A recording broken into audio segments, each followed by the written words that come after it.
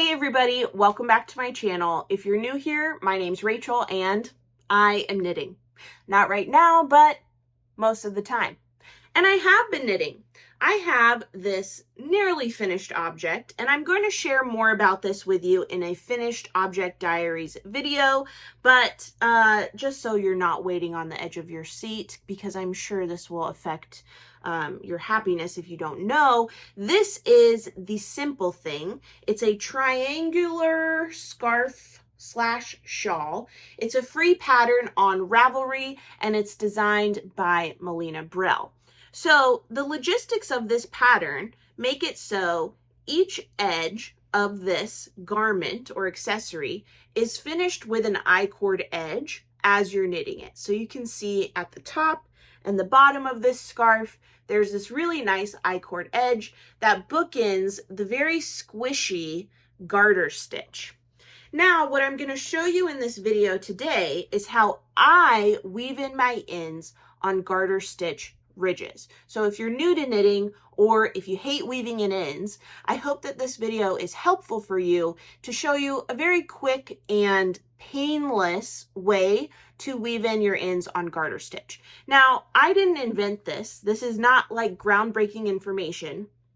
But when I first saw it on a reel on Woolen Pine Designs Instagram page, and it blew my mind. So, and I had been knitting for over a decade when I saw this. So if you aren't sure of this trick, I think that it's only fair that we spread the good news of how to quickly and painlessly weave in those ends on garter stitch. So without further ado, let me switch my perspective and I'll show you how I do it. Okie artichokes, so now you are looking up from above. Hello. Okay, so I know that weaving in ends is not something that everyone does. It's certainly not something that everyone enjoys doing, and that's okay.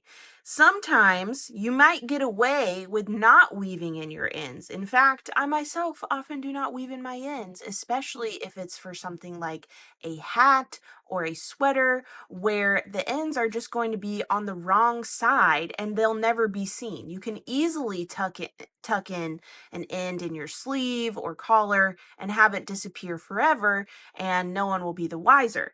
But for an item like this, a scarf or shawl, where you could very well have the wrong side be the right side, depending on how you're wrapping it around, you want to make sure that your ends are tucked in, or at least I do. If you don't care, then I support you. Don't care for the rest of your life. There's nothing wrong with that. But if you do care and you want to know how to easily weave in your ends in garter stitch, here we go. So I have two ends here. These are just two single strands of that fingering weight, and I'm going to tie a triple knot. This is just something I do to give myself peace of mind, because I don't know, I always feel like if I'm just going to start weaving in ends without tying a knot, who's to say that will stay forever? So the knot gives me peace of mind that if my ends ever do come undone, there is something anchoring those ends from unraveling the rest of the piece. So we have our knot right here, and I have this purl bump right above it to the right. If I go down this line, I can kind of zigzag. So I have a top purl bump here, and then a bottom purl bump.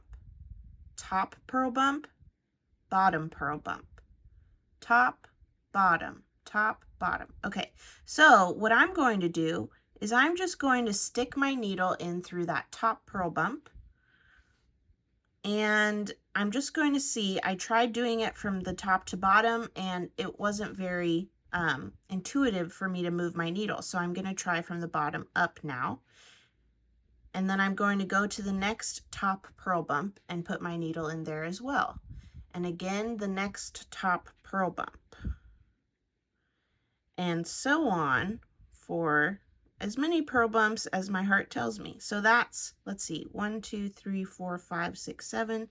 Let's do 8, 9, 10 purl bumps. So I have 10 purl bumps on my needle now, and I'm simply going to pull those ends through the purl bumps, making sure that they're pulled taut. And those are basically just woven in to that line of purl bumps. Now what I can do is grab my scissors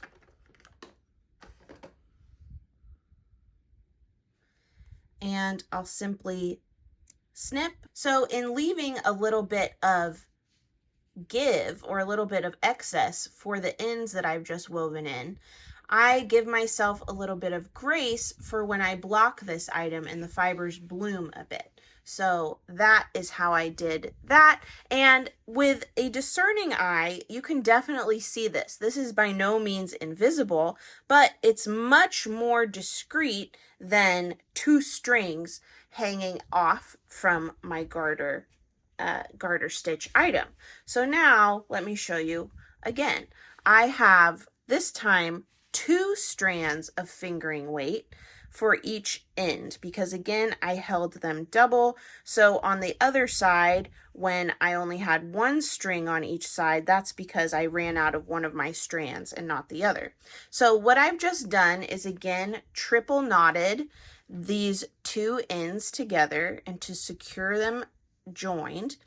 Now, since this is going to be quite thicker, since this is 4 strands as opposed to 2 strands, I'm going to take these in separate directions and weave them in on their own trajectory. So again, I'm just going through the purl bumps that are on that same row. And if you mess up and you pick up a purl bump that doesn't correspond to the same row, that's okay. This is a very forgiving process. And remember, the whole point of this trick is to reduce your anxiety about weaving in ends. It's just a simple hack. It's not that serious. So don't let it stress you out. Now I'm just going to pull it through.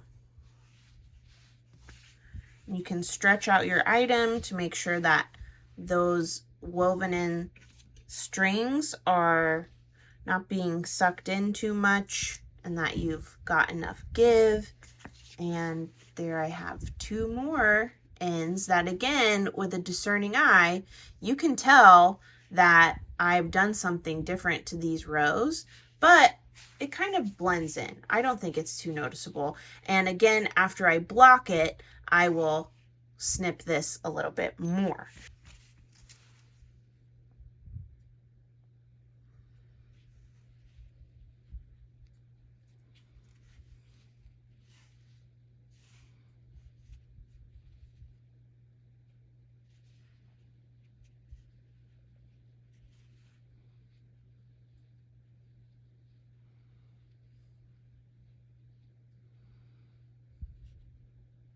If you feel like you have trouble figuring out where your next purl bump is, if you look at the purl bump that's on the tip of my needle now, look at the one that's connected and slanting to the bottom right. That is the bottom purl bump from that same row. So you'll just go slightly up and to the right and you'll see it's this one right here. Okay, now I'm just going to pull through. And that's how you do it. So while I show you this time lapse of me completing the process of weaving in the ends for the rest of this scarf / shawl, I wanted to take a minute to acknowledge a few other options you could use to weave in your ends on garter stitch.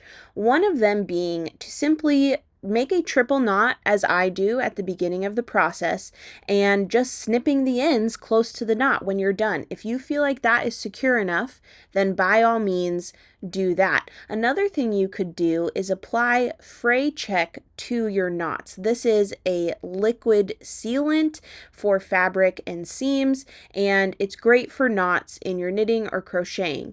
It is a little scratchy though if you use a significant amount or if it's direct on your skin. So I didn't want to use fray check on this item because I know that I'll be wrapping it around my neck in haphazard ways and there could be knots touching my neck that I don't want with fray check. So those are 2 other options available to you if you don't want to take the time to weave in through the purl bumps or otherwise. All right, I got all the ends and it is ready to be blocked.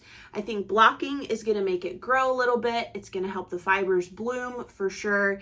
And it will just add to the comfy cozy squish factor that this scarf slash shawl has. So once again, this is the simple thing designed by Melina Brell, and I knit it up in Tidal and Current Fibers on Aslan's fingering weight base. So I really recommend this knit, and I'll speak more on it in a finished object diary video, but I hope this was helpful. Weaving in ends does not have to be scary. It doesn't have to be intimidating. It can still not be very fun, but you can do it if you want to. So I hope this video was helpful.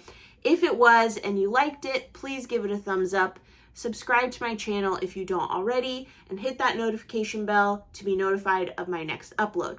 Last but not least, head over to Instagram and follow me at Rachel is Knitting if you don't already. All right, that's all I have for you. I'll see you next time. Bye.